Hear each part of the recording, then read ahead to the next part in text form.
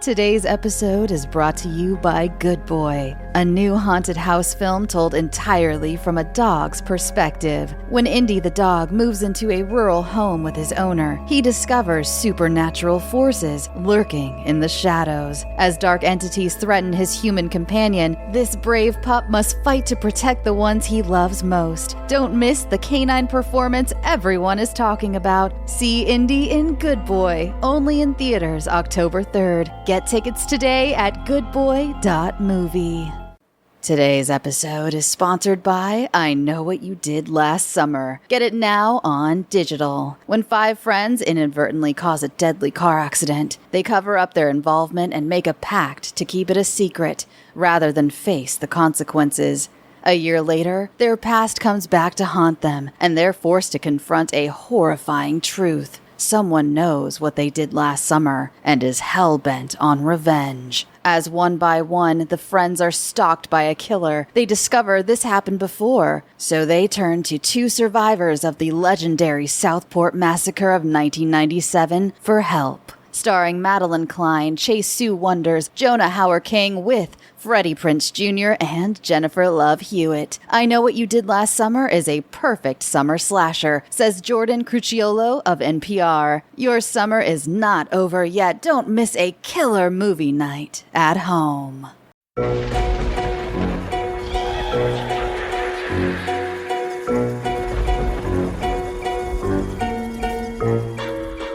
Hi there, and welcome to Scare You to Sleep. I'm your host, Shelby, and I am so happy you're here to celebrate the annual Kids Halloween episode with me. I'm happy to report that I got 34 submissions this year. That's a story for every day of October, plus a few for good luck. Some of you even sent in 2 stories, but to keep it fair, I only read 1 story from each submitter. I hope you're just as excited as I am for spooks and scares and all kinds of Halloween fun, all written by junior horror authors. Are you ready? Well then, let's go! Our first story is from Frankie, aged 3. The Flying Witch Balloon. There's a witch. Then she flied with her balloon. Then she died. Then there was a tiny little baby. Then she flew, and then she died. The end. This is from the collaboration of a whole preschool class, and they're all around 4 years old. Once upon a time, there was a monster. The monster lived in the dark and ate spiders. The monster was also a ghost that would scare you at night. The night is scary. And it's where the scary things live, like skeletons and zombies. Zombies eat brains. Skeletons are not always scary. Jack isn't scary, but sometimes they are. Be careful of scary things, and they can't get you. This is from Rosie, age 5. The Spooky Flying Hamster. Once upon a time, there was a hamster that did not have any wings. But one spooky day, there was this Halloween ghost and was freaking it out, and it had a spell. And so it cast the spell onto the hamster, and then it turned the hamster into a flying hamster.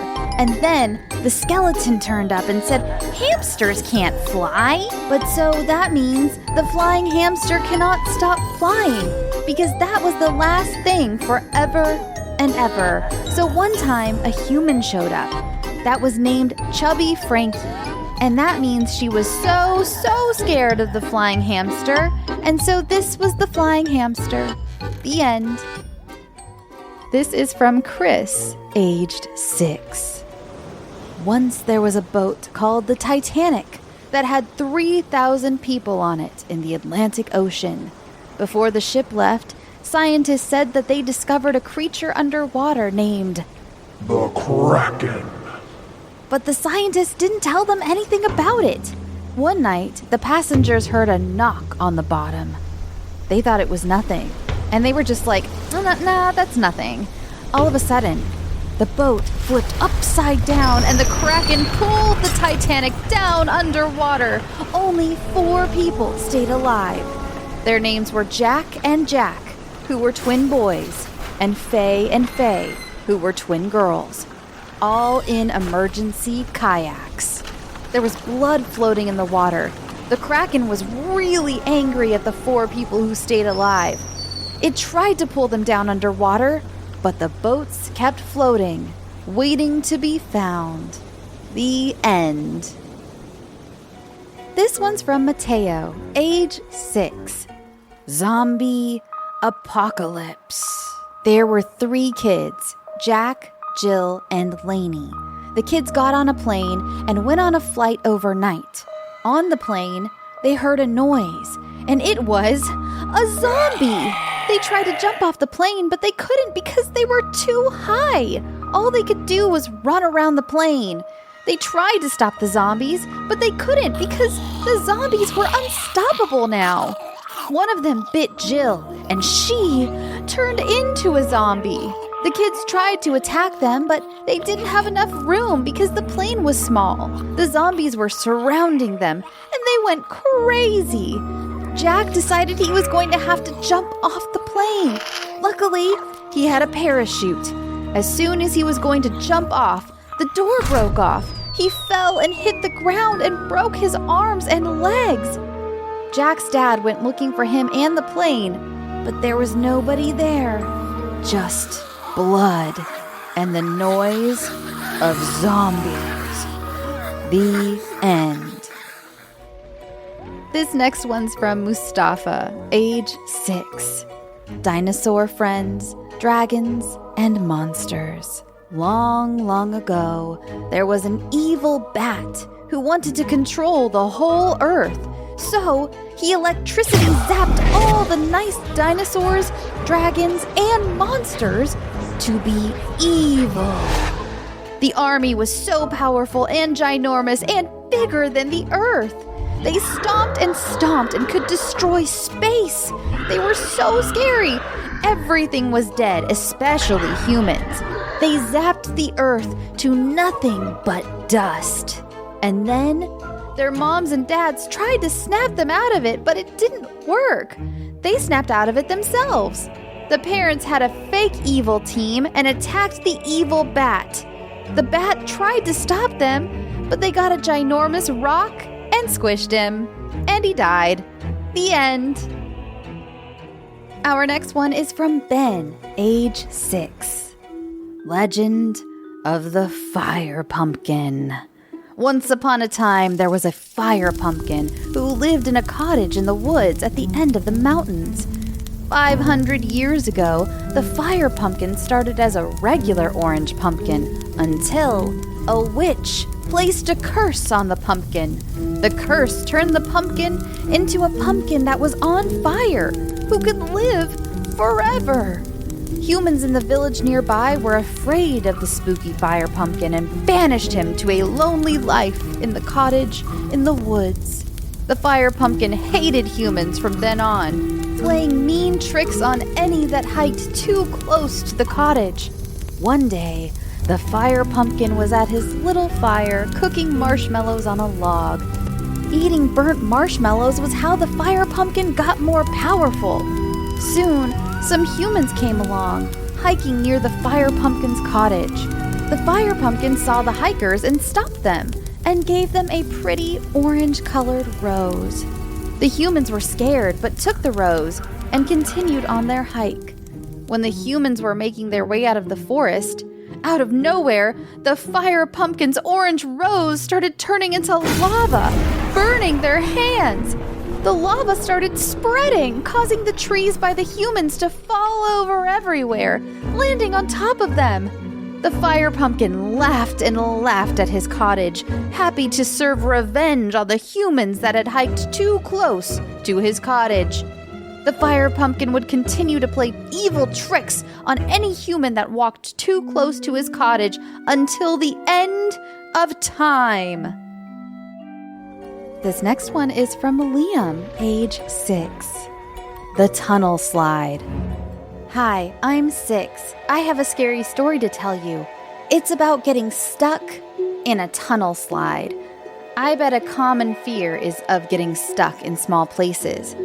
But I bet nobody has thought of this. Chapter 1. I was at a park with my mom and dad and my sister named Chloe. We always love to go to parks because we almost always see our friends there. But no sign of anyone there for some reason. No one showed up at the park, so we stayed there for like 2 minutes and left. I played Minecraft on Nintendo Switch. After, I got bored, so I played Roblox. Chapter 2.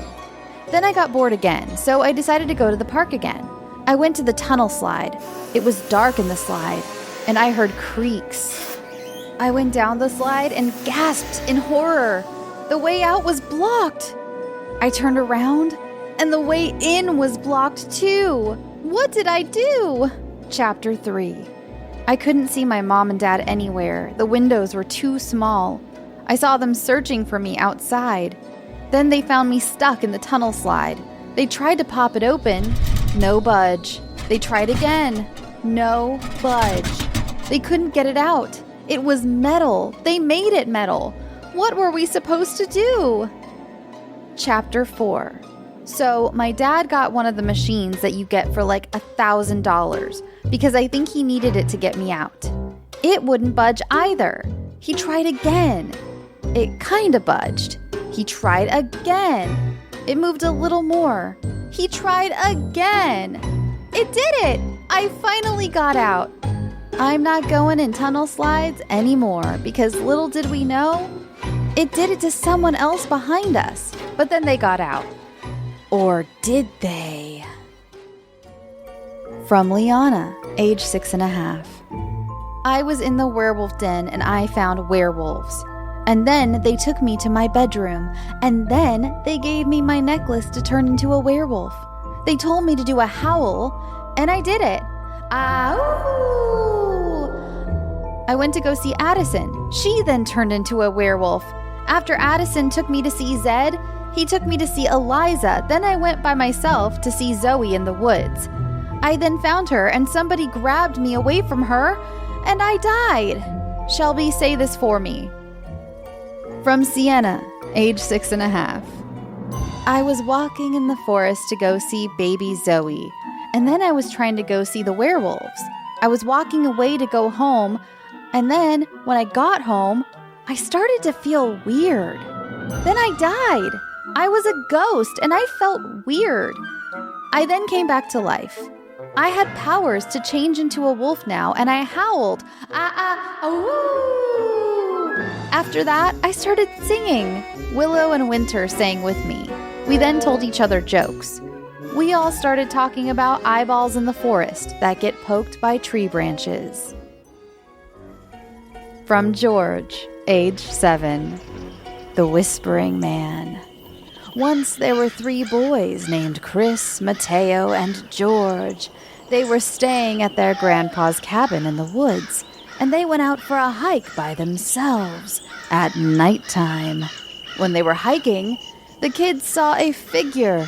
It was whispering something to them. Then again, they went on a night hike by themselves again. They saw the same shadowy figure again, and the figure took the 3 boys before they could move. The next morning, their grandpa went looking for them. The only thing he found was George's arm. The end. From Kael, age 7. Dimensions. It was my first day of school. I saw Jenny and said, "Wait up!" A girl turned around and said, "I'm not Jenny, but we can still be friends." We went into the classroom to do our first math test. Jenny wasn't in her seat. I asked the teacher what happened to Jenny. She said, "I'm so sorry, but she got hit in a car crash 1 week ago." I yelled, "No!" and started crying. I ran out of the classroom crying, and the teacher yelled, "Wendy, wait!" I was so angry and sad that I ran all the way to the mountain. Then I started slowing down until I was walking. I whispered under my breath, "Jenny never should have gone hiking, so we could be friends forever." All of a sudden, I went into a clear portal, and that's where it all began. There were warlocks, demons, giant spiders, zombies, and many more. I survived day 1. In day 2, I was in another dimension. This time, there was goblins, trolls, mutant werewolves, and many more. I gathered supplies to make a house. I'm very lucky that I survived day 1 because I didn't have any shelter. I survived day 2, but then I fell into another portal. Then I found a friend who was trapped in here too. Jenny, is that you? Wendy, is that you? We had a silent hug. My teacher said you died in a car crash. What happened to your parents? I had to eat them. They told me I could before I dropped my last tear. We can't make it out alive, I said. We found an Arctic fox that was about to be crushed by a rock, but we saved it, and to thank us, it became our pet. Jenny, I think I see the last portal. Finally, we're getting out of here. And then there was a giant warlock there. Then, soon we were really full, filled with armor and swords.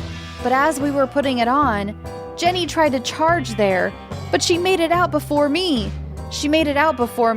Then the warlock picked me up. Then it was already too late. Now, readers of this message, here now I'm in heaven, with scratched up clothes in heaven. I hope somebody finds this message. Wendy and Jenny's teacher was reading the last part, and she knows it's real because she recognizes that handwriting. The end. This is from Claire, age 7, who would like to note that this is a continuation of her story from last year and that she has plans to make this a trilogy, so please keep a lookout next year for the finale. Continuing the Little Bat. I had this big journey that we'll talk about next time, but I found the missing pages. Ah, said Bat's friends. The giant bat scared the little bat's friends. Hamster and Mole ran into the cave and tried to find the little bat, but it had 3 paths, so Hamster went on the right, Mole went on the left. When they went down the paths, they didn't know there was another set of eyes watching them. Mole found a big pile of melted gold, but no little bat. Hamster found a wheelbarrow of solid chunks of gold, but still no little bat. Little Bat was down the middle path, face to face with the giant bat. Giant Bat was actually just trying to warn them that 50 years ago, the giant bat used to be a miner in the haunted mine. He was transformed into a giant bat by an old witch named Lyanna. And then, Little Bat flew out through the middle. Hamster and Mole heard her and went to follow her out. And they saw a little girl. She picked them up and took them to her home. She fed Bat, Hamster, and Mole. She dressed them up. They did not like it. They thought there was something weird going on with her. In her room, she had a doll made out of alligator teeth and a TV decorated with spiders, bats, and witches' brooms. And just then, her mom called her for dinner. Lyanna, time for dinner. Then they knew something was up. Hey, give those back! Sorry, but a bird stole my papers. Not again. See you next time, hopefully. From Edith, age 8. The Wasps of Grand Valley. Once in the town of Grand Valley, a tall volcano erupted. Few suffered from burns, but most were fine. But that wasn't the only thing in Grand Valley. There were huge wasp-looking things coming out of the volcano. The scientists studied to figure out what the wasps were, but one day they found a scientist suffering with larvae, chewing its way out of the scientist. The other scientists had an idea that the larva was from the wasps laying eggs inside human bodies. In a few days, big white wasp cocoons started to form on the body. Now, the scientists knew they were huge, parasitic wasps.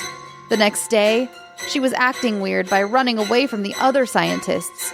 She was protecting the cocoons, A few days later, she was dead. Her guts were squirting out. And that wasn't the only thing. The wasp cocoons hatched. It spread and spread until there were only 4 survivors: Betsy, Eric, Lyanna, and Alice. Each one thought that they were the last survivor until one day they came together by the forest. They became great friends, thankfully, but still had trouble with getting away from the wasps. But one day, they were trying to get away from the wasps, but Lyanna fell off a cliff. She fell to her death. They came across a colony of wasps. Betty dived into a bush. There were wasps in the bush. She ran out. She got poked, but thankfully didn't get stung. It felt like a sharpened stick, almost piercing you. Then they fell asleep in a fort they made. That morning, they awoke to a lady with big white cocoons on her back. They ran for their lives. After studying the wasps many times, they realized each wasp had an M and a C on their wings. What could MC stand for? Millie Cork? No. Male Girl Clara? No. Milton Carson? No. No! Eric shouted. Just then, a caterpillar bit them each on the leg. Uh-oh! What does this do? Make you die? They all screamed. The next day, they came to a house marked MC, and they went in. It was dark and misty, with lots of wasps. Alice ran into a wasp nest. She got stung. It felt like a needle piercing her skin. She felt individual wasp eggs plopping into her, bruising her insides. She knew she was approaching her death. They left her because they were scared. Eric stepped on a tile and a screen popped up. It showed the caterpillar. He said, MC stands for Mr. Caterpillar. I am Mr. Caterpillar, and I invented the wasps. I thought it wasn't fair that only caterpillars have parasitic wasps, so I gave them to humans. Now you have to get past me if you want to save Grand Valley. Eric and Betsy thought it would be easy because he was a caterpillar. So they ran up to his lab, and he became big and strong. The two suddenly got scared. They dumped water on him, but it wasn't enough to drown him. Then they got out branches from the forest and made them into a whip. And with all of their strength, they whipped him. But he was too good. He bit them, and the first bite was a warning. This bite put poison through their lungs. Slowly but surely, the poison took over, and they died. And then the caterpillar said happily, "That's the end of Grand Valley." The end. This is from Fiona, age 8, the girl next door. So I moved into this house and this weird girl knocked on my door and she had an apple pie. "Hey, do you like apple pie?" she said. "Yes," I said back to the weird girl. "Wait, who are you?" I said. "Oh, I live next door to you," she said back in a weird tone. "Oh, okay, thank you," I say as I take the pie out of her hand and walk inside. "Mom, this weird girl made this pie for us," I say and give it to my mom. "Thank you. Oh, it's cold. Let me heat it up," my mom says. "Okay," I say as I go to my room and lay on my bed. 7 minutes later, Mom says, "The pie is ready."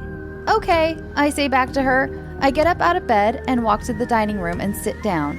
"I am going to the bathroom. You eat," my mom says. "Okay," I say as she walks off. I start to eat when I start to puke green and black stuff that has thumbs and pieces of a heart. I start to run and scream and knock on the bathroom door. Mom, please," I say as I cry. Then I woke up and screamed. My mom came into my room to see what happened, and I explained it to my mom. She sighed. "Okay, but are you okay now?" She said. "Yes," I said. Back to my mom. "Okay, good," she said. "Now get ready for school." "Fine," I said back to my mom. As I get ready for school, then I go to the school, and I end up getting bullied. This is from Phoenix, who is in the 3rd grade. The House 3333, Part 1. Hi. Oh, sorry. I need to whisper. I don't know what got me into this. Well, I will just tell you. I was walking into my house like I always do. I walked in to see my mother, and she was gone. The last time I saw her was this morning. Part 2. She would never leave before I got home. Then I saw a shadow, and it walked towards me. It looked straight at me. Part 3. It had a knife in its hand. It struck a knife in me, and then it became dark. Have a spooky Halloween. This is from Jolene, age 9. How to pass out from fear. The moving people will be here in 2 hours. Our new house seems a little creepy, but I'm sure that I will get used to it. I go upstairs to my room. It is small and square with stained carpet and peeling wallpaper. I don't exactly like the look of it, but it isn't ruined. All I need to do is get new carpet and paint the walls. Suddenly, I hear a faint violin. I'm not worried. My mom likes to bring the occasional item or two with her on hand, so a radio seems a little weird, but not impossible. The noise grows louder, like she is bringing the radio with her to come and check on me. This is where I start to get confused. How could a radio be playing, but not plugged in? The noise gets louder and louder. I begin to panic. There's no scientific explanation to this, which means that it doesn't make sense, and I hate when things don't make sense. The noise is now so loud that I am seeing spots. I am just about to go deaf when it stops. By this time, I am writhing on the ground, clutching my ears. I have so many questions. I run downstairs, mortified. Mom is wearing headphones, scrubbing the walls from something that looks like blood. All the color drained from my face. Hanging in midair, suspended above Mom, a corpse, half her face missing, so that you could see the withered, rotted meat below. She had been dead for a long time. She turned her head to look at us. She smiled a horrible half-smile and said, "Oh, perfectly plump," she rasped as she held up a withered hand and pointed at my mom. Then she turned to me and half frowned. Not a lot of meat, but your bones will do nicely as a side dish." I scream and pass out from fear. This is from Elise, age 9. The sleepover. It was a dark and stormy night.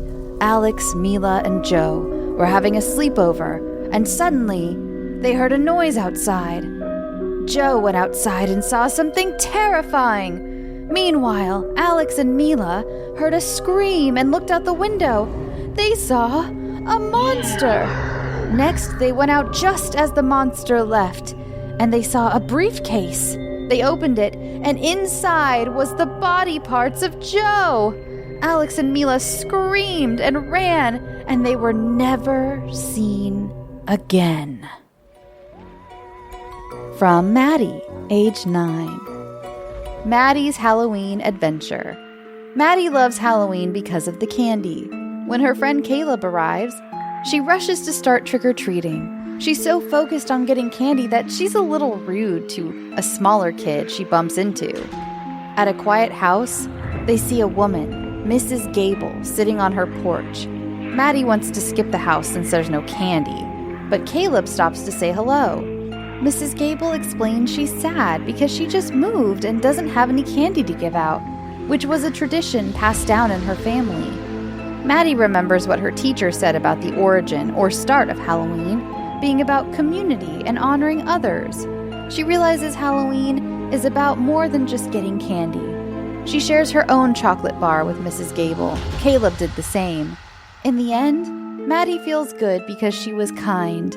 She learns the real treat of Halloween is the kindness you give to others, not just the candy you get. This is from Inara, age 9. Dawn of the Phantom Cats. When night turned to day, upon the horizon, people were walking towards the sunrise. They were walking towards a big space, to the same place, but didn't know why. I noticed them all on my morning walk. Suddenly, I saw a dot up ahead. I walked closer to it and the shape appeared. It was a cat, a white cat. The cat had a strange marking on its back legs. The mark almost looked like a wavy ghost. I walked closer, and then I noticed that its eyes were 2 pendulums. They were moving back and forth and side to side.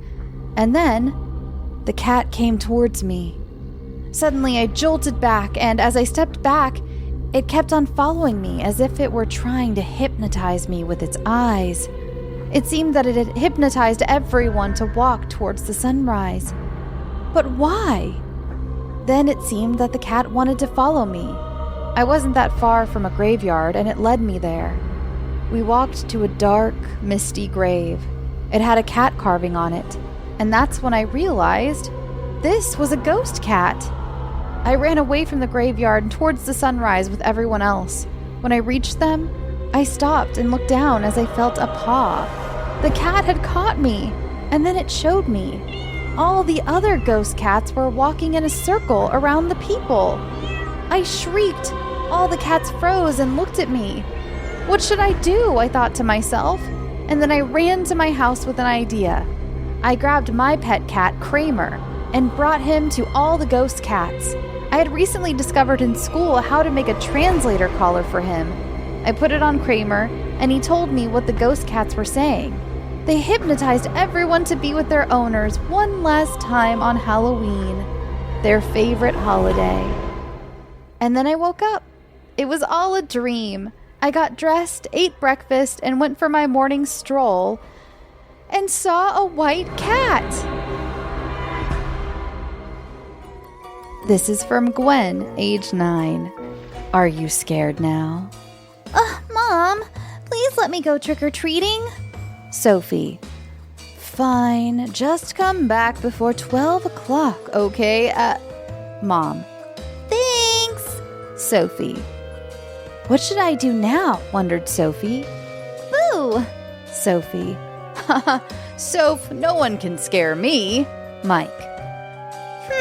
Let's go to the haunted house. Sophie. Okay. Mike. Walks towards graveyard. Oh no, we're lost in a graveyard. Mike. Calm down. I can call my mom. Sophie. A black cat strolls by. Black cats are bad luck. Mike. You had to say that. I left my phone. Sophie. Soph? Soph? Where are you, Soph? Sophie, Liz, and Death. Mike. Mike looks around trying to find Sophie, but instead falls into a pit. Where am I? Mike. You're in hell, and I'm the devil. Your pain starts now.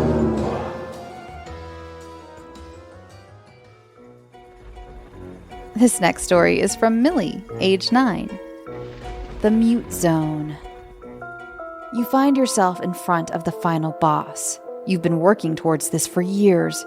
You're a hero from faraway lands. You've been trying to beat this boss for 5 years almost. You're starting the battle now. 5 minutes later, the battle has ended. But you find out on your adventure home, your family has completely forgotten about you. They don't remember who you are, and when you get home, they kick you out, thinking that you are a burglar. Since you are only 16 and you are not legally allowed to own your own home yet, you have to go to an orphanage and turn yourself in. You get put with a foster family called the Hendersons. They treat you like their personal servant. Every time you try to escape, they chase after you. One day, you find yourself in a dark closet, as they have put you in there because you were disobedient. You find a door at the back of the closet. You open it. It's another world. From your adventuring days, you know how to defend yourself, so you decide to go in.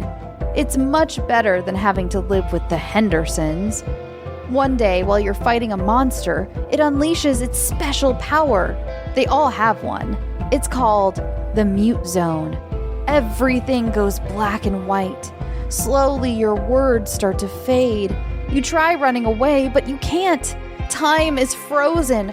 All you can do is see and hear, so you wait. An hour later, the creature hasn't let it down. You see that it's about to take a swipe at you. You remember your sword is in your backpack. Again, you try to reach for it, but time is still frozen. It makes contact. There's a big flash of light. After the flash, you're still in the mute zone. You're still there, but something feels different. Off. Your last moments keep replaying right in front of you. You try to move, but you find that instead of time being still, there are ghosts holding you down. You squirm, but then one more comes. It puts its hand on your forehead. Everything stops. It's all white again. You've been granted another life. Everything starts over. All the way from birth. The end. And this is from Chloe, age 9. Where is everyone? Hi, I am Chloe. I am taking this story from one of my nightmares. I hope that you enjoy. Let's get to it. Chapter 1. I was walking to school past the graveyard. Ugh, I shivered. Nope, I'm not gonna let that ruin my day. At school in the driveway, I saw a couple of missing posters. God, it's already ruining my day. Anyways, at recess, I told my friends about the missing posters. You know, I have overheard about a monster that kills people, one of my friends said. We all gasped. Chapter 2. So there is a monster? I asked. Also, who is... Oh my god! That's Laura! I exclaimed. Who's Laura? One of my friends asked. She's got to be joking. She was one of our best friends. But what I didn't realize was when the monster killed or kidnapped someone, they are forgotten. Chapter 3. I thought that I should get answers. I was walking past the graveyard again. Actually, this might help, I thought, so I went inside. Brr. Boy, it was cold out there. Then I heard it, a creepy noise. I went closer. I saw the monster! Oh my god. It got closer and closer until I felt numb. I noticed that... I had just been stabbed. It put me into its sack. I couldn't think. I was dying. Goodbye, cruel world. And that was the last murder of the neighborhood. The end. This is from Esther, age 10. Help. Sam was walking home. She was 15. She had brown hair and blue eyes. When she was walking home, she came across an old lady with white hair, pale skin, and a wart on the end of her nose. Sam felt really bad. With her $20 bill she got from Kat, she walked over to the old lady and gave her the $20 bill. As she walked away, she felt really good. But as she was walking away, the old lady said, "Wait!" As Sam walked back over to the old lady handed her a doll. She said, "Here, take this doll." "Thanks," she said. It looked a lot like Sam, brown hair and blue eyes, and a crocheted dress and parcel to match the shoes. She got the creeps, so she stuffed her in her backpack and walked home. When she got home, it was 8:30. There was a note on her table saying, "Sorry I'm late. I had to do surgery on a guy who swallowed a knife. Help yourself to the meatloaf." When she was done eating, she brushed her teeth and went to bed. She woke up, then heard giggling. It was her doll. She spoke. "You wanna play?"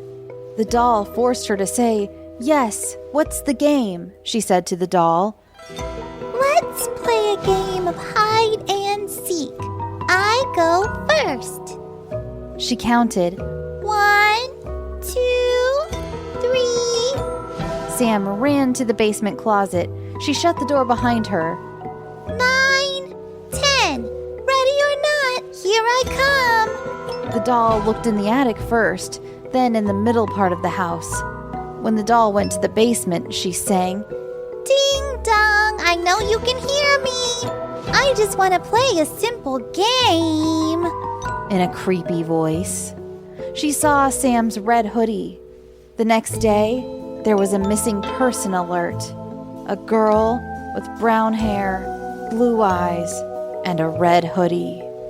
The end. From Logan, age 10. The Mirror. Brock and Tommy were brothers. They moved into a fancy house with their parents. Tommy found an old mirror in the attic and put it in his room. He showed his family what he had found, and they were surprised anything had been left in the house. Brock ran out of the room to find more stuff. It was close to Halloween, so Tommy was trying on costumes in front of the mirror. He didn't like the costumes, so he asked his mom to order him a zombie costume. Brock said he wanted to be a Ghostbuster. It was time for bed. Tommy had a dream about all the costumes staring at him. He woke up and told his mom about the dream. She said, "It's just your imagination." He went to school and saw flickers of a blank face. When he got home, he saw a figure with a blank face in the mirror. He ran out to the shed to hide, and the lights flickered. Tommy said, "Help!" He disappeared, and nobody ever saw him again. This week's episode is sponsored by Bleecker Street and LD Entertainment's new horror film, Bone Lake. When two unsuspecting couples double book a secluded lakeside estate, what begins as a romantic getaway quickly spirals into blood-soaked mayhem. Deadly secrets, brutal betrayals, and fatal desires rise to the surface as the night plunges into a fever dream of gore, camp, and erotic terror. And what Bloody Disgusting calls a goddamn blast from start to finish comes a film that rises above its genre conventions, twisting them on their heads in a deviously playful way, drenched in style, splattered in blood, and unapologetically unhinged. Bone Lake is the sexiest, scariest party of the year, and you're invited. Experience Bone Lake exclusively in theaters October 3rd. Tickets are on sale now. Next up is Aiden, age 10 and a half, who also has a continuation of his story from last year. Enjoy The Zombie Apocalypse Part 2, The Demon Apocalypse. It was a normal day. It was not a holiday or anything. Marcus, Joe, and Sarah were all relaxing in their home. They had been trying to discover where the heck their pets were. Joe has been acting a little off lately, but they thought nothing about it. Today, they decided to look for their pets. They looked all throughout their neighborhood, but found no trace of their pets. "We should just give up," Marcus sadly said. Right when they were about to give up, they saw a trail of dog and cat paws. "Look, a trail!" Sarah exclaimed. "Follow it now," Joe said, sounding a little different. We grabbed a flashlight, boots, and other stuff to prepare ourselves. "Grab our safety assault rifles," told Sarah. "No," said Joe. Marcus and Sarah still grabbed it. After that, they followed the trail that led them out into the hollow woods. "We have been following this trail for 30 minutes, Marcus groaned. "Let's just turn back already." No! Joe screamed, a tad demonically. They walked for 15 more minutes, but when they turned around, the trail was missing. They turned around again and saw that now Joe is missing. "What do we do?" Sarah cried helplessly. "I don't know," Marcus cried back. They looked all around them and tried to see if they saw the trail, but sadly, they still couldn't find it. "We need to find Joe," Sarah confidently said. "Do you think him yelling at us to go into the woods has anything to do with him?" Marcus asked. "That's just one of the odd things that he's done. Something is up with him." They had no idea what to do or where to go in the woods. But out of nowhere, the sky started to turn red, and the ground started shaking like an earthquake.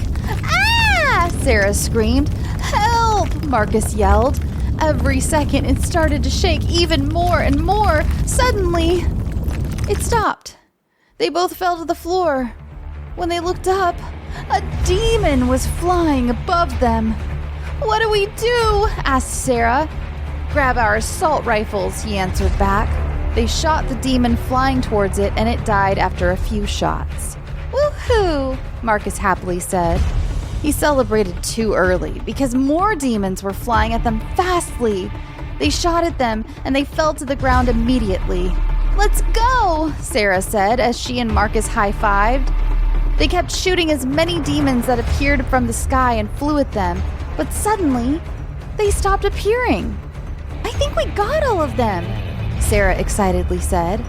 But out of nowhere, the floor started shaking crazily like another earthquake appeared. The ground cracked open, and it was red inside of the crack. "Ah!" Sarah and Marcus screamed at the crack. Suddenly, dozens of demons started appearing out of nowhere, and we did not know what to do. In front of all of the demons was the king demon. "One of the demons looks like our friend Joe," Marcus said depressingly. "And he actually still looks half normal." The king demon flew away whilst the other demons charged at them. They shot at them, killing 36 of them. "There are about 24 left to kill," Sarah told Marcus. "We can do this." Next, Sarah whispered, "But just remember not to aim at Joe." They tried to shoot, but they suddenly ran out of bullets. "Run!" yelled Marcus. They sprinted as hard as they could, and the demons chased them throughout the forest.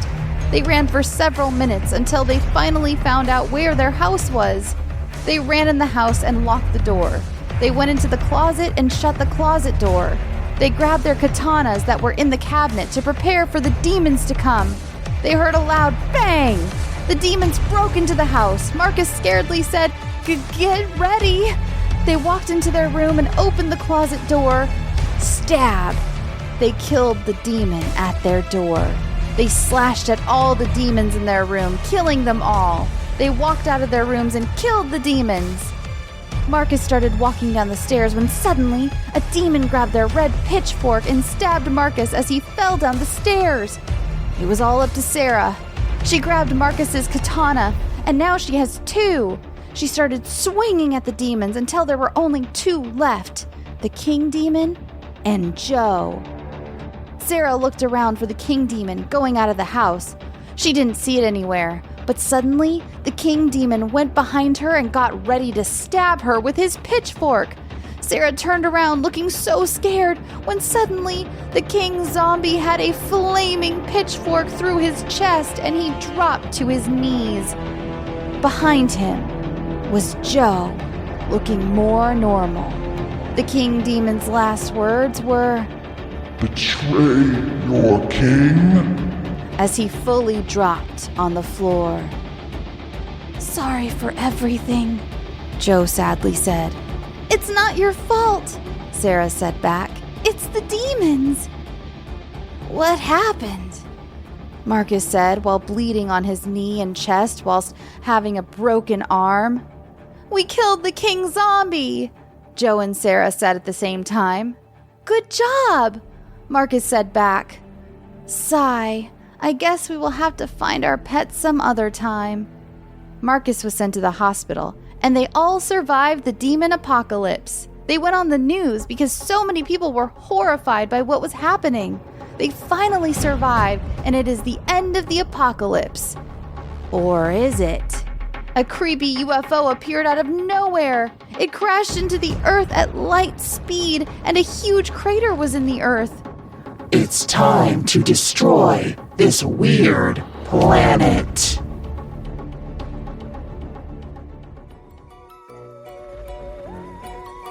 This one's from Sawyer, age 11. My horror story. My sister is super jumpy. Like she gets scared if the toast pops out of the toaster too loud, jumpy. When I learned she'd been watching creepy sleepwalking videos all week, I saw the opportunity. I stayed up late one night, and when I knew she was asleep, then I slowly opened the door. Barefoot and eyes half closed, I walked around her room mumbling random garbage like, "The bees hear all," or "I smell the light." She screamed, full panic. I snapped out of pretending like I didn't know what was happening. The next morning, I told her I had no memory of it.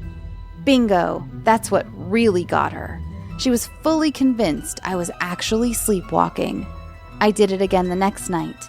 This time, I stood at the end of her bed holding a spoon, just staring at the wall. I had to hold myself back from bursting out laughing. After that, she started locking her door, which means I had to get creative. I would just rattle the doorknob or whisper her name through the air vent until she freaked out. I kept telling her I didn't remember any of it. My acting was elite. She even started recording me to prove it was real.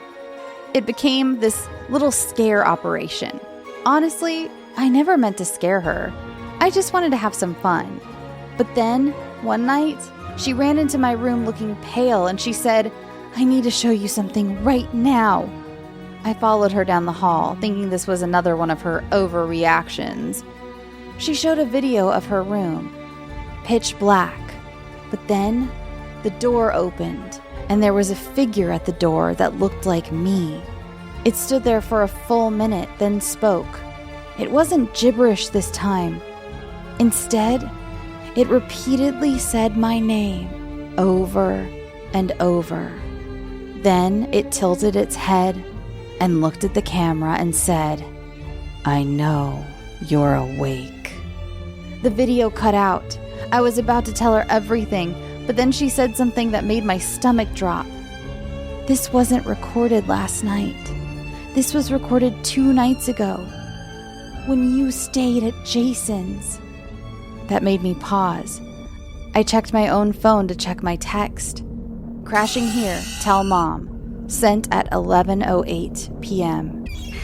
We checked the video again. Taken at 2:47 a.m. I tried to laugh it off. She didn't laugh. "I didn't want to bother you, but a couple nights ago, I saw you standing in the hall. I called your name, but you never answered. You just walked into the bathroom and never came out. When I checked a minute later, you were gone." That one, I couldn't explain. I was about to say something when the door creaked open. My heart stopped. We both turned and saw me. The end. From Harley, age 11, the last person standing. It was the year 2129, and Ryleigh was doing her laundry as any 20-year-old would. She took a break to feed her cat. As soon as she brought the cat food out to give to her cat, she caught her cat, named Folklore, staring out the window and meowing at something. Ryleigh saw nothing, so she patted her cat on the head and picked it up to bring it to its lunch. She glanced outside again and saw a horde of zombies heading towards them. Ryleigh ran to the kitchen and got some water bottles, cat food, and regular food. She then grabbed Folklore and some blankets and ran to the car. Eventually, she outran the zombies. She found a new place that was decent enough for them to survive. They spent the next few months there and always kept an eye out for any more zombies. About 16 months later, Folklore was messing around in the backyard and accidentally fell into a hole. Ryleigh didn't notice for another 20 minutes. As soon as she noticed, Folklore was already surrounded by zombies. She ran inside and grabbed a harpoon. She sprinted outside and shot all the zombies. She ran back inside to grab some bandages and a grappling hook. She ran back outside, jumped into the hole, grabbed Folklore, and used the grappling hook to get out of the hole. They filled it up and made sure they learned their lesson. Who knows? Maybe there is still more zombies near their shelter. This is from Addison, age 11. "Ready?" said Kate. "Ready," said her friends Mia, Cam, and Lizzie. "Okay, let's go in." A few days earlier, Okay, do you guys got the stuff? Kate. Yup, I got my stuff in my bag. Cam. I got my stuff. Mia. Same. But are you guys sure? Lizzie. Okay, see you guys at school. Kate. Yeah, Cam.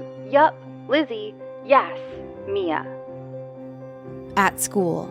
Hi guys, says Kate, as she walks up to the table her friends are sitting at with her breakfast in her hands. Hi, says her friend Lizzie, drowning out whatever her other friends had said at the same time. Kate tossed her bag onto the floor next to her seat and sat down.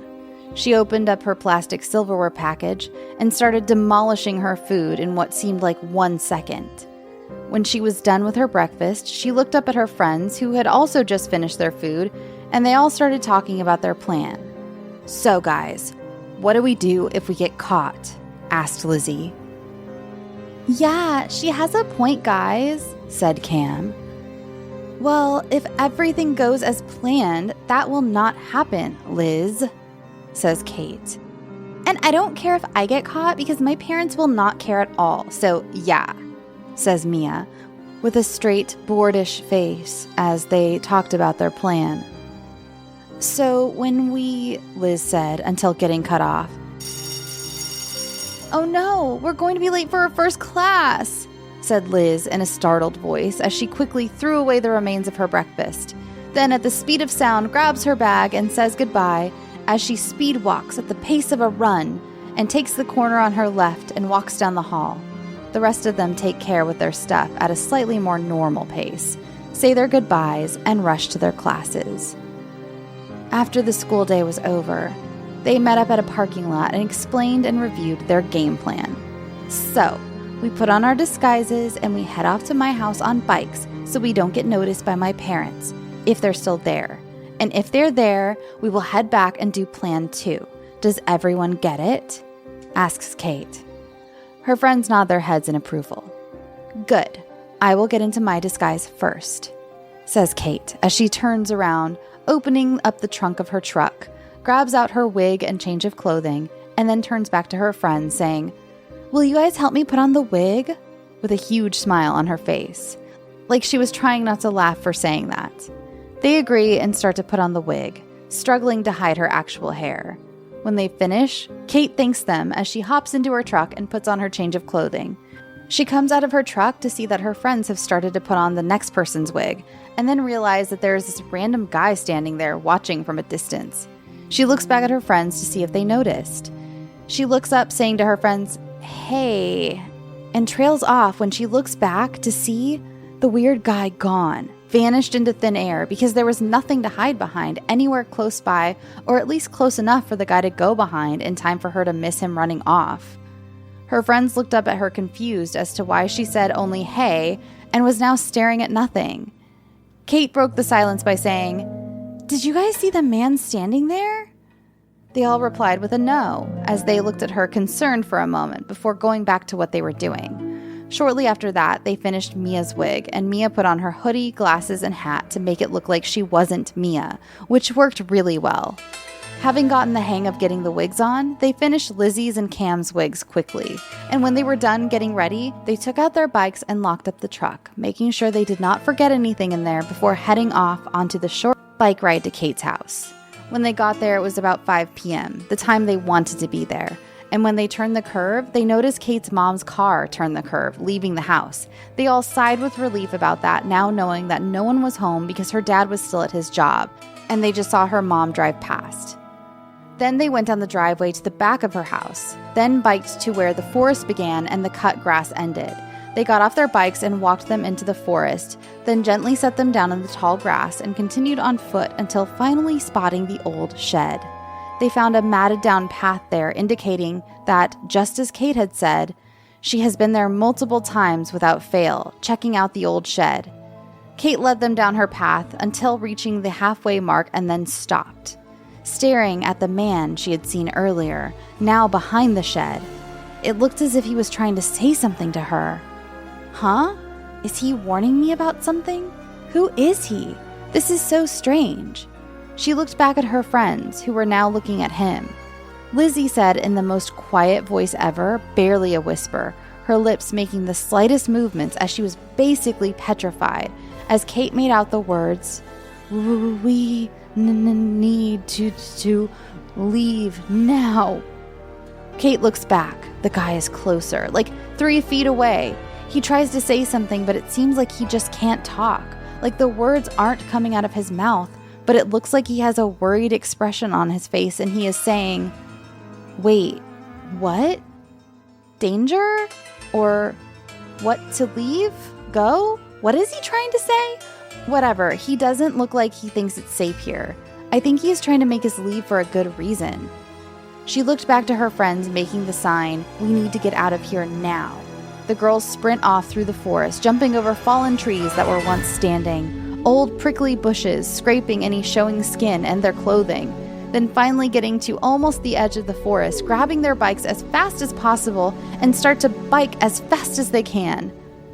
Kate looks back and sees the man there, but different, young, walking into the forest as the old man stands there watching what I guess was his younger self.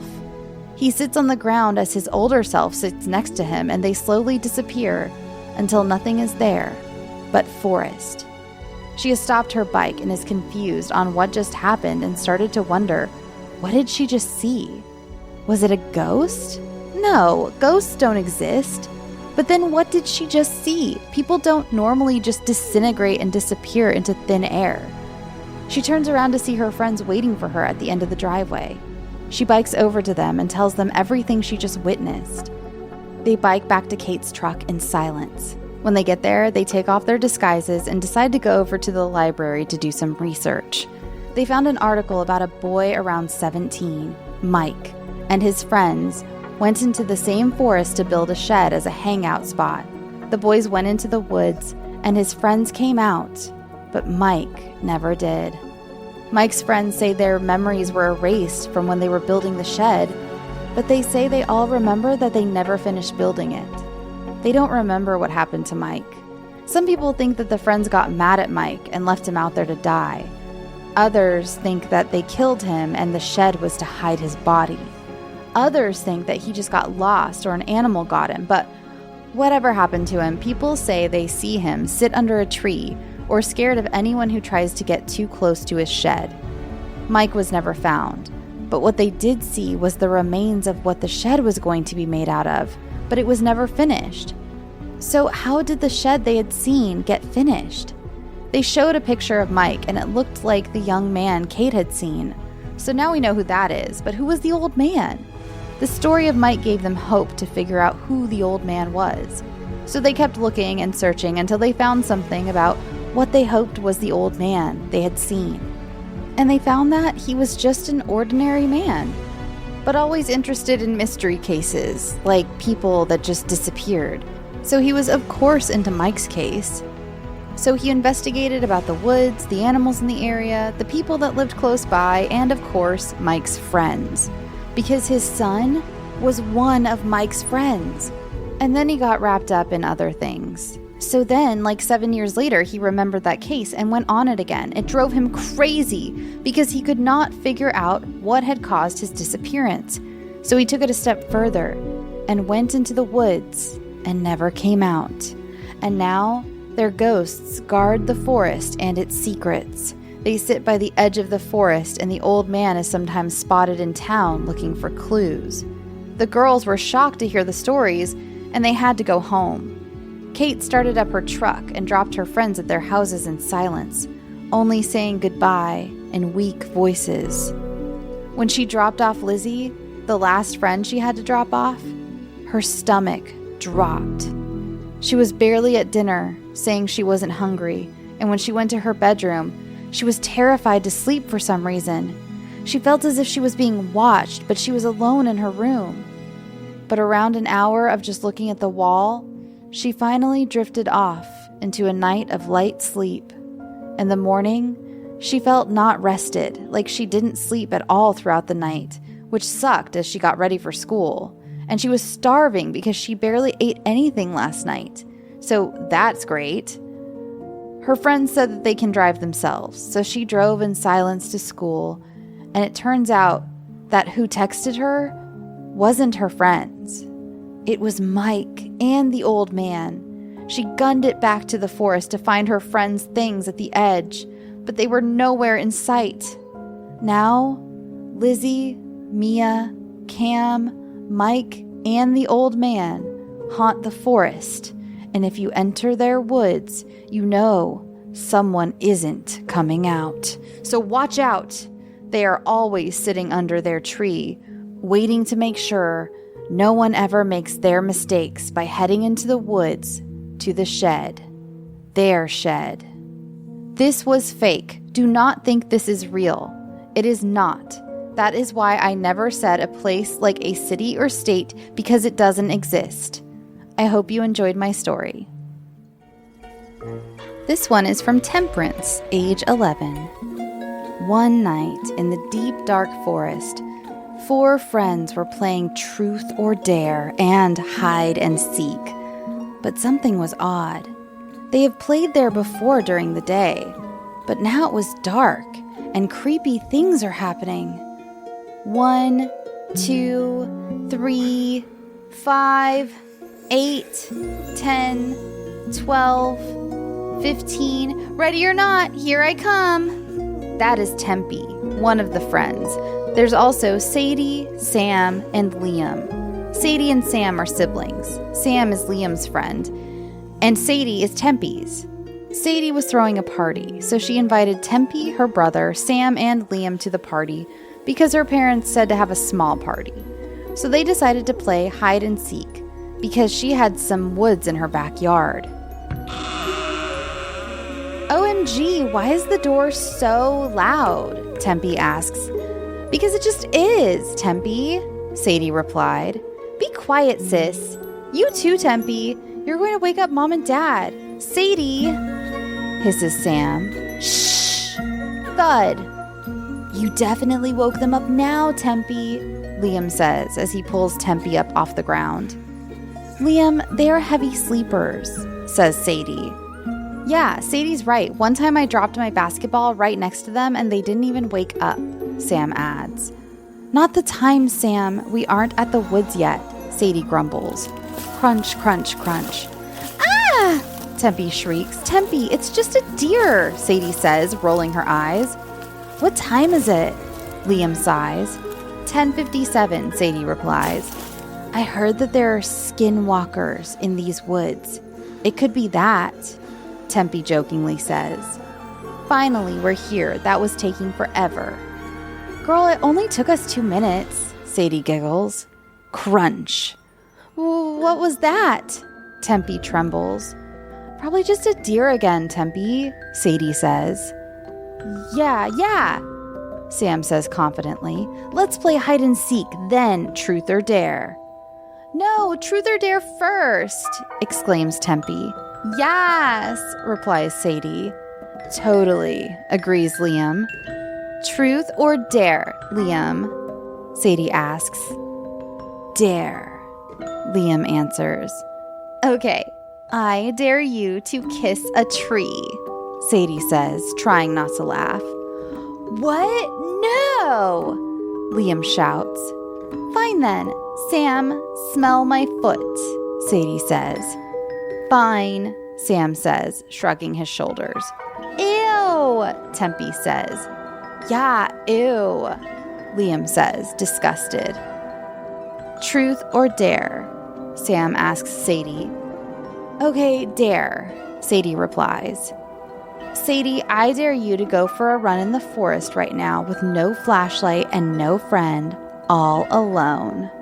Sam smirks. No, that is crazy. I could get eaten by a random animal or get lost and die. Heck no, no. Sadie yells. Maybe we should stop playing truth or dare, Tempe whispers. Yeah, Sadie agrees. Yeah, this is getting crazy, Liam says. Sam says sadly. Okay, then we should start hide and seek playing. Then I will be first, Tempe says.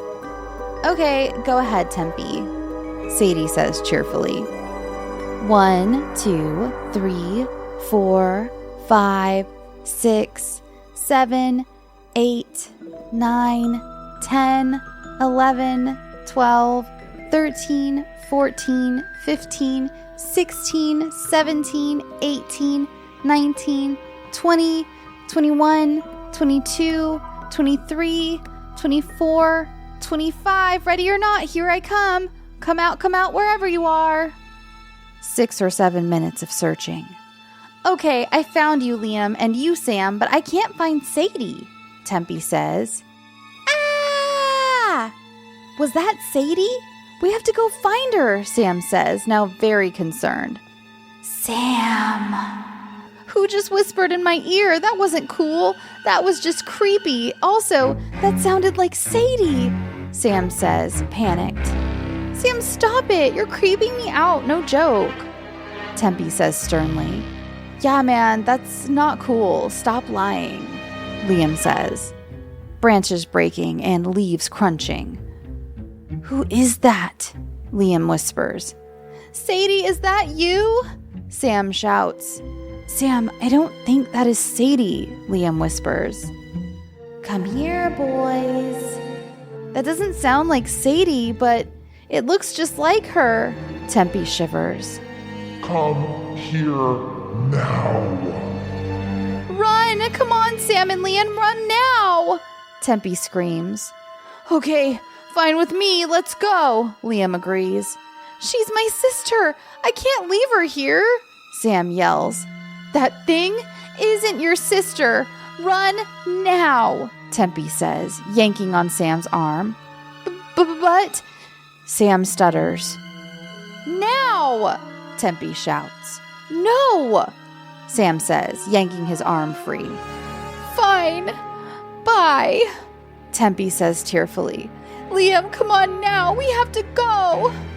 Blood-curdling scream. Don't look back, Liam huffs. I know, Tempe pants. That is kind of obvious to not look back, idiot. Tempe and Liam run until they get to the house. They bolt inside, looking for Sadie and Sam's parents. Then they run as fast as they can out the front door when they can't find them. They look around and can't find anyone awake. And then they see Sadie standing there, and she says, "You can't hide from me." They look around and see Sam and his parents. They all have holes where their hearts should be. Ah, shoot, we're cooked! Tempe trembles. What, to medium rare? Liam nervously jokes. Not the time, Liam! Tempe snaps. Ah! That was the last time anybody heard from them.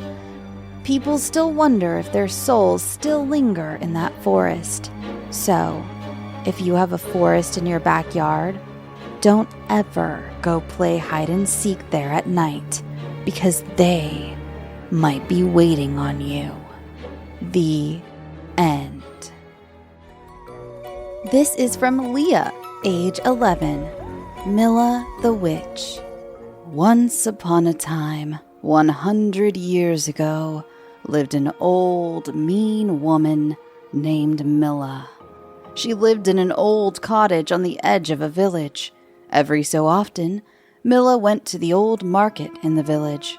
Every time she goes outside, everyone runs away into their home. The sight doesn't bother her, though, because she doesn't like people. When she went into the market, people started hiding behind boxes and shelves.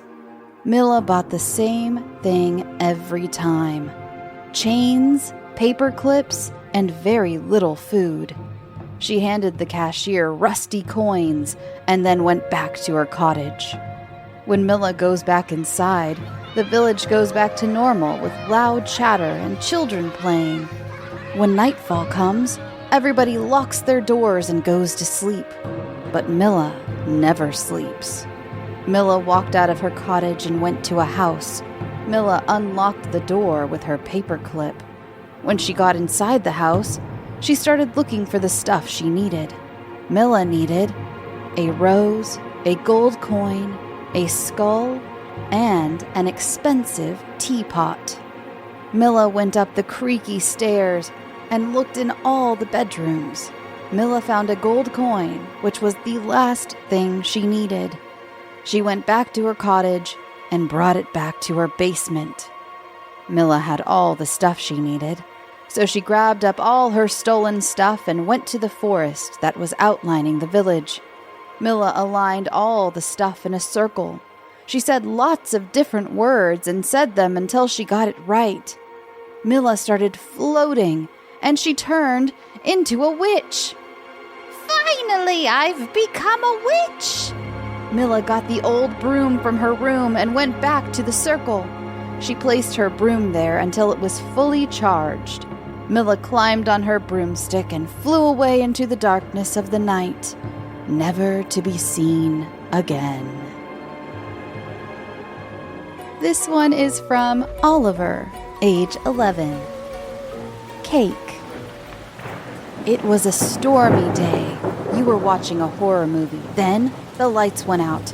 You grabbed a baseball bat and hid in the hallway closet and held your breath, hoping no one walked by. Then you heard it. Thud, thud, thud. Then you saw it.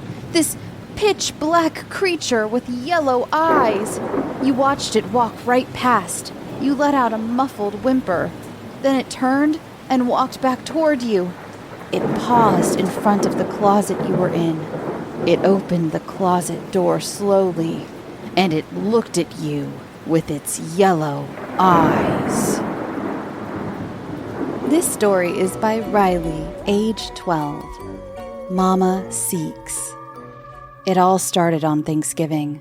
My brother-in-law came to me, put his hand on my shoulder, and whispered, "No matter what you say, they can't see her." I tried asking further about it, but he left shortly after later.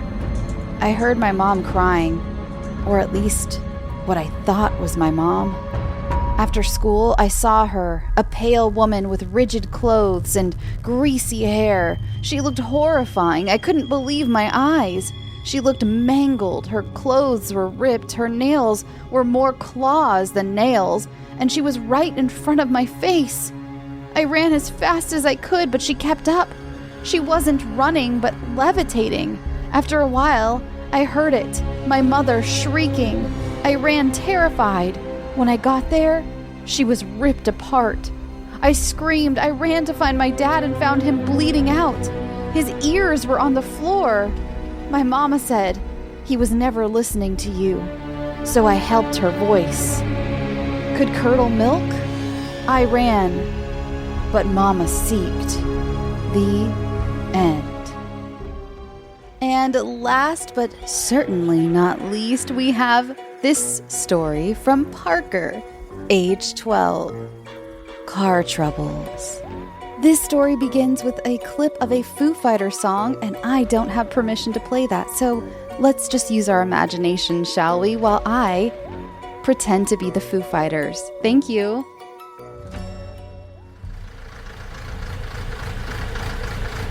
Come down and waste away with me, down with me. So how you wanted it to be. I'm over my head, out of my head, she said. The radio snapped off when I turned the key. The truck's healthy purr sputtered down to silence. Radio silence. Laughs, anyone? It was warm and that disgusting kind of sticky tonight. I got out and did my business on the side of the road. Then I hopped back in the truck and let her buzz back to life. I was tired. I was always tired, but there was no way I was stopping on the side of the roads anywhere near here, not with all the freaky rumors and whatnot. I tried to keep my mind on the road with my eyes. Be careful not to hit something. Ha ha ha, since there's plenty of deer in these woods looming on either side of my little red truck on the lone 2-lane road. It's what I had to do. I let a hand wander from the wheel and snapped off the radio. Without my permission, it crackled back to life moments later, this time on a different station. Time to put on those imagination caps again while I pretend to be Soundgarden. Singing one more time around, I might do it. One more time around, I might. I snapped it off quickly this time. She had never done that, and I'd had this truck since I was 16. I tried not to dwell on it. Now, without the radio on, my ears started to ring. Shriek! maybe the music wasn't so bad. It was easier to focus on the road with the music on than this insufferable, thought-piercing ringing. Keeping my left hand on the wheel, I turned the dial back on, not caring what weird glitch happened this time. Until I did care. You killed her, don't you know? Don't ya? Funny, ain't it? Funny how you killed her. This time, the shriek came from my tires in a protest as I slammed on the brakes in the middle of the road. I turned off the radio once more as fast as I could. I ran my other hand through my hair and watched the ash blonde locks fall back into my face. I took a breath. I needed to hear a voice that wasn't singing or that weird radio station. So I spoke. This is crazy, isn't it? Maybe I do need some sleep. I took another look at my surroundings outside of the car. And I won't be getting it here. Once I deemed myself stable, I continued to drive. I didn't mess with the radio. It flickered in and out. When I reached a town, I'd have to have a mechanic look at her radio. It was fine. Fine as it could be in this situation. Then, it flickered again. First, I didn't even flinch, not expecting anything different. Then I heard it. Hey, Sonny. Why don't you listen to me the first time?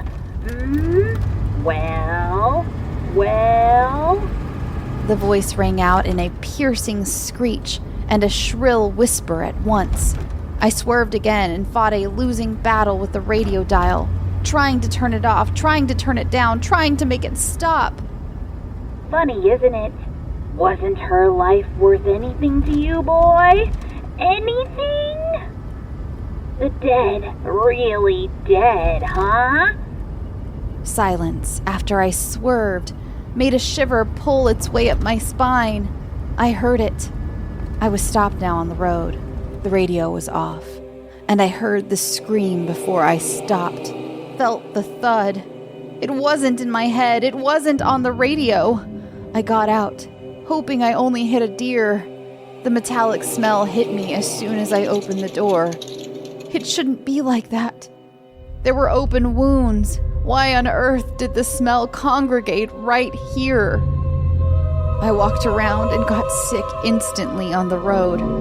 I spat, then looked up at what made me sick. Her body. I would have guessed her to be 15 or 16, a young girl still.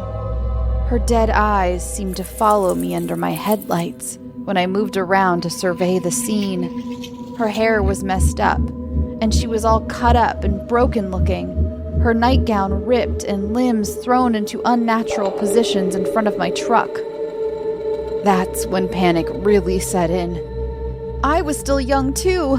There's no way I could go to jail. There's no way I could kill a girl. But no one would see her out here, would they? I pushed the body off the road and into the late summer leaves scattering the ground.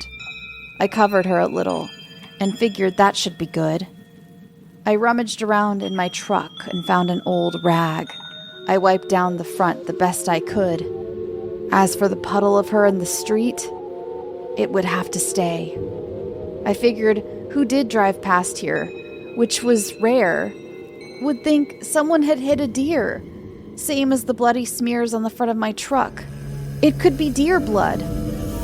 I'd run her through a car wash when I got somewhere inhabited. I threw the rag in the back and hopped back in the truck. Only when I drove away did I notice how frigid it was outside compared to the moist warmth of the earlier evening. I kept my eyes sternly on the road this time, and the radio stayed quiet, as if it knew the weight of what I'd done. Well, quiet till it wasn't. At first it was static, and it wasn't so bad. Then maybe it was just me. Sure it was, Sonny. Sure. But the static seemed to layer in with voices, whispering, whining, groaning. My hands stiffened on the wheel, and I stared hard ahead. I would make it. I was determined.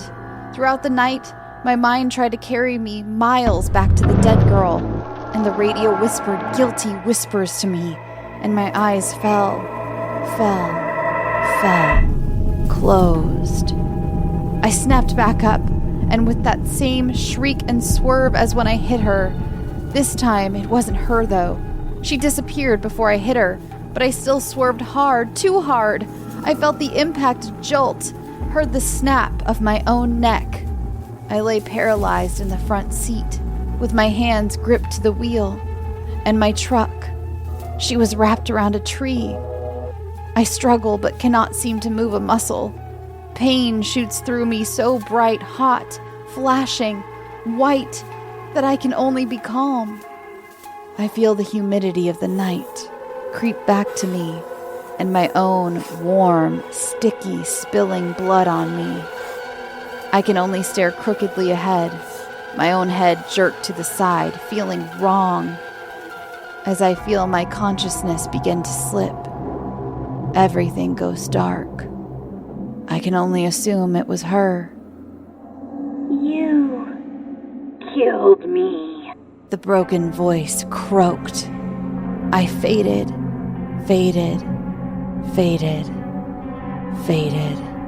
away.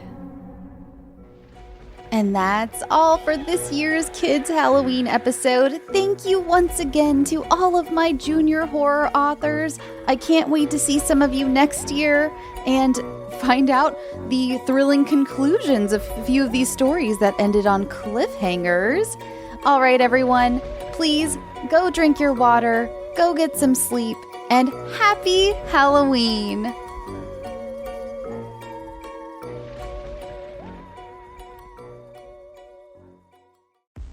Staten Island, New York, 1993. A place where every block has its secrets, and some of them are thirsty. From Christopher Feinstein, creator of the podcast Haunted American History, comes a new kind of vampire story.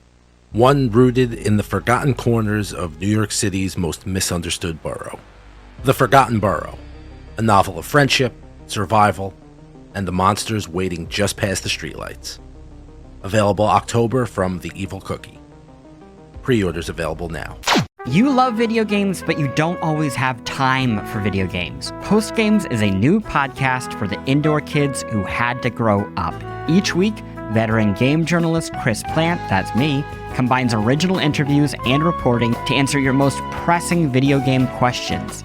Who is creating all of those new, sexy, not safe for work games? How did video game movies go from box office poison to blockbuster? Find out on Post Games, available now on your favorite podcast app.